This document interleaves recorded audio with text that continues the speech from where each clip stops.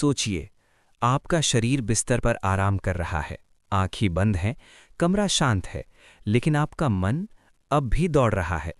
रात के 2 बजे एक आवाज अंदर से लगातार पूछती है, कल क्या होगा? अगर मैं असफल हो गया तो? लोग मेरे बारे में क्या सोचेंगे? कोई सामने खड़ा दुश्मन नहीं है, कोई दिखाई देने वाला खतरा नहीं है, फिर भी दिल तेज धड़क रहा है।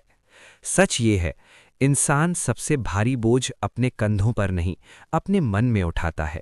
ये बोझ दिखाई नहीं देता, लेकिन यही बोझ धीरे धीरे तनाव, बेचैनी, नींद की कमी और अंत में शरीर की बीमारियों का कारण बनता है।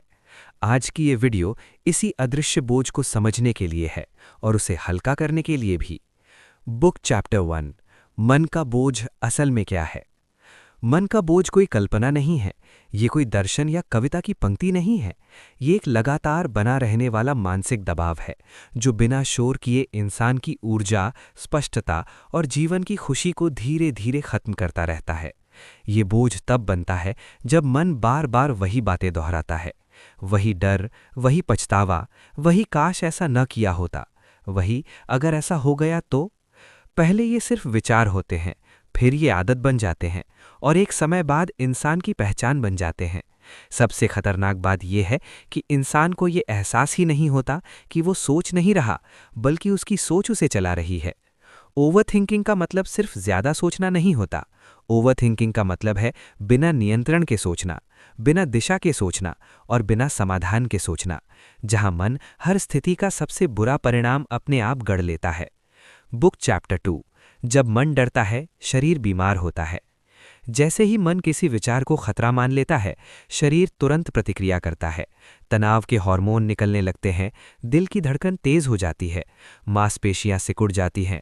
थोड़े समय के लिए ये शरीर की सुरक्षा प्रणाली होती है, लेकिन जब ये हर दिन, हर रात, हर समय होता है, तो यही सिस्टम शरीर को थकाने लगता है। धीरे धीरे नींद बिगड़ती है, पाचन खराब होता है, इम्यूनिटी कमजोर होती है और लगातार थकान बनी रहती है। लेकिन इंसान कहता है सब नॉर्मल है, सबको टेंशन होती है। यही सबसे खतरनाक बात है, क्योंकि जब तनाव को नॉर्मल मान लिया जाता है, तब शरीर को चिल्लाकर संकेत देने पड़ते हैं। बुक चैप्टर 3, दबे हुए इमोशंस, सबसे खामोश जहर। जब आप गुस्सा दबा लेते हैं, दुख छिपा लेते हैं, थक कर भी कहते हैं मैं ठीक हूं, तो भावनाएं खत्म नहीं होती, वे शरीर के अंदर जमा हो जाती हैं, कंधों की जकड़न बनकर, पेट की भारीपन बनकर, सीने की घुटन बनकर। हर भावना को बाहर निकलने का रास्ता चाहिए। अगर वो स्वस्थ तरीके से बाहर नहीं आएगी, तो बीमारी बनकर बाहर आएगी। इसीलिए कई लोग सब कुछ सही करने के बावजूद अंदर से खाली और चिड़चिड़े रहते हैं। समस्या लाइफस्टाइल की नहीं होती, समस्या माइंड स्टाइल की होती है। बुक चैप्टर 4, समाधान, माइंड कंट्रोल नहीं, माइंड डायरेक्शन। मन को बंद नहीं किया जा सकता और ना ही उसे दबाना चाहिए। समाधान है मन को दिशा देना। जिस इंसान के जीवन में स्पष्ट उद्देश्य होता है, उसका मन हल्का रहता है, क्योंकि उसे हर बात पर सोच सोच कर टूटना नहीं पड़ता। वो जानता है मैं क्यों जी रहा हूं, मैं किस दिशा में जा रहा हूं। डर आता है तो वो एक्शन लेता है, संदेह आता है तो वो सीखने लगता है, क्योंकि एक्शन डर का सबसे बड़ा दुश्मन है। बुक चैप्टर 5, मन का बोझ कम करने की 4 व्यावहारिक आदतें। 1. मेंटल डंप, सोने से पहले जो भी मन में चल रहा है कागज पर लिख दें। 2. कंट्रोल्ड इनपुट, आप जो देखते सुनते हैं वही मन बनाता है, समझदारी से चुनिए। 3. रोज का साइलेंस, दिन में 10 मिनट पूरी शांति, न फोन न आवाज, सिर्फ आप। 4. ग्रैटिट्यूड शिफ्ट, जो नहीं है उससे हटकर जो है उस पर ध्यान।